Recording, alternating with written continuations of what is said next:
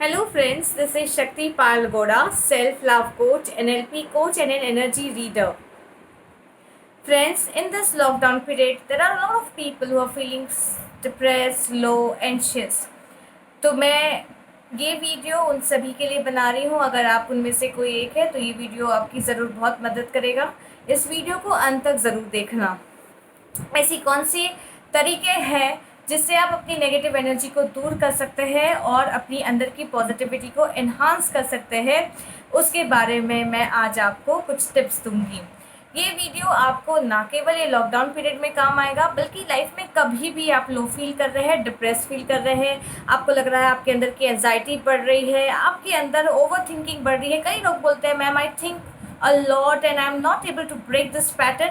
तो ये सारे वेज आपको हमेशा मदद करेंगे, तो ये वीडियो को अंत तक ज़रूर देखिए। पहली चीज़ जो आपको समझनी है वो ये है कि your energy flows where your attention goes. तो जहाँ पे भी आपका ध्यान जाता है, आप जिस चीज़ में अपने टाइम और अपने सेंसेस को इन्वेस्ट करते हैं, डेफिनेटली आपकी एनर्जी वहीं जाने वाली है और वैसा ही आप फील करेंगे।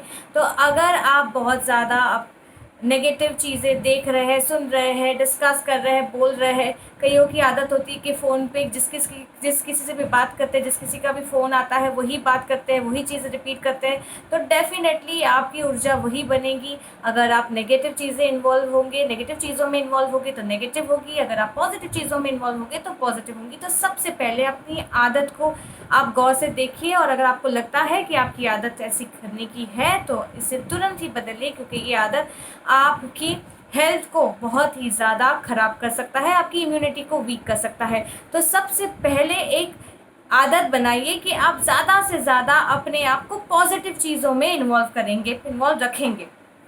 दूसरी चीज़ जो आप सभी को करनी है, और आपको ये अपना एक रूटीन बनाना है ज़िंदगी में, एंड तक आपको करना है, वो है डीप ब्रीदिंग की एक्सरसाइजेस, अनुलोम विलोम, जिसको हम ऑल्टरनेट नॉस्ट्रल ब्रीदिंग कहते हैं, या और कई भी प्राणायाम जो आप कर सकते हैं। अनुलोम विलोम करने से आपका लेफ़्ट ब्रेन और आपका राइट ब्रेन दोनों भी एक्टिवेट हो जाता है। अगर आप कोई भी डीप ब्रीदिंग की एक्सरसाइज कर रहे हैं और उसमें अगर आपने ओम की चैंटिंग भी उसमें मर्ज कर दी, तो वो आपको और ज़्यादा पॉजिटिव बनाएगा, आपका मन तुरंत ही शांत हो जाएगा।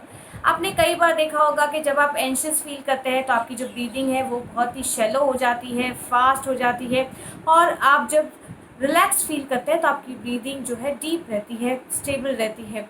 तो डीप ब्रीदिंग हमारी लाइफ का एक रूटीन होना चाहिए, हमारी लाइफ का एक हिस्सा होना चाहिए, हम सभी ने इसे करना चाहिए। इससे हमारी डिप्रेशन, हमारी एंजाइटी, हमारे बॉडी के जो केमिकल रिएक्शंस है, ये बहुत ही हद तक हमारे कंट्रोल में आ जाता है। कई लोगों को ये प्रॉब्लम होती है कि उनके अंदर, कई लोग बहुत सारी दवाइयाँ भी खाते हैं। सो आप जो भी मेडिकेशन ले रहे हैं उसको इंटरफियर नहीं करना चाहती मैं उसमें, उसको स्टॉप ना करिए, लेकिन उसके साथ ही साथ आप ये कुछ प्रैक्टिसेस अपने रूटीन लाइफ में अगर आप इंकलकेट करेंगे तो डेफिनेटली आपको एक चेंज दिखेगा। आपका मन जो है बहुत ही शांत हो जाएगा और आपकी जो ओवर थिंकिंग है ये बहुत हद तक कम हो जाएगी। तीसरी चीज़ जो आप कर सकते हैं वो है पानी पीना। कई लोग पानी ही नहीं पीते हैं या बहुत ब्रेक में पीते हैं, तो लंबे लंबे ब्रेक तक उन्हें याद नहीं आती है। तो पानी बहुत ज़्यादा ज़रूरी है। उसमें अगर आपने पानी को चार्ज कर दिया मंत्रों के साथ, तो वो आपकी हीलिंग पावर्स बढ़ा देगा, आपके अंदर की हीलिंग की जो एनर्जीज़ है उसको वो एक्टिवेट कर देगा और उसे और ज़्यादा एनहांस कर देगा।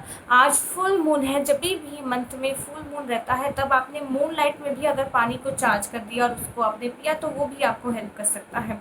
सो these are some of the things. But अगर ये सब कुछ भी नहीं किया और पानी आप पीते रहे, और स्पेशली जब आप ओवर थिंक कर रहे हैं, आप नेगेटिव सोच रहे हैं, तब आपको डीप ब्रीदिंग करना है और पानी पी लेना है। इससे आपके अंदर की स्टेबिलिटी बढ़ जाएगी।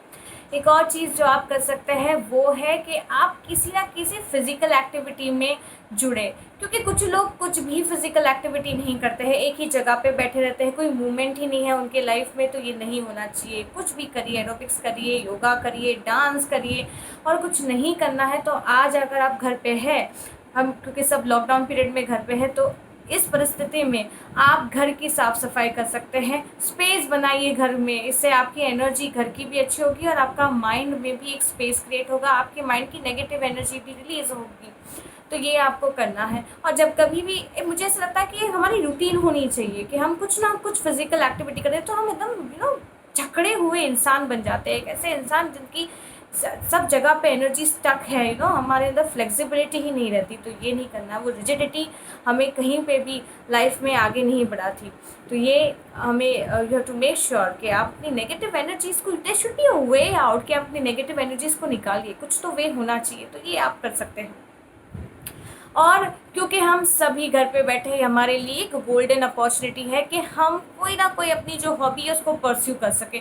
तो ज़रूर थोड़ा सा टाइम निकालिए, इससे आपका माइंड रिलैक्स हो जाएगा, आपको एक हैप्पी फीलिंग आएगी, आपके अंदर के जो पॉजिटिव हार्मोन्स है वो रिलीज़ होंगे। तो आपकी जो भी एक्टिविटी है, कोई सिंगिंग है, पेंटिंग है, कोई भी हॉबी जो आपको पसंद आती है, जिससे आप अपने आप के साथ कनेक्ट हो सकते हैं, तो वो ज़रूर करिए, उसमें आप ज़रूर इन्वॉल्व हो जाए। और एक माइंडसेट रखना है। आई नो अभी कुछ जो हमारा वक्त है ठीक ठाक नहीं चल रहा है, लेकिन एक एटीट्यूड रखना है कि this too shall pass, right.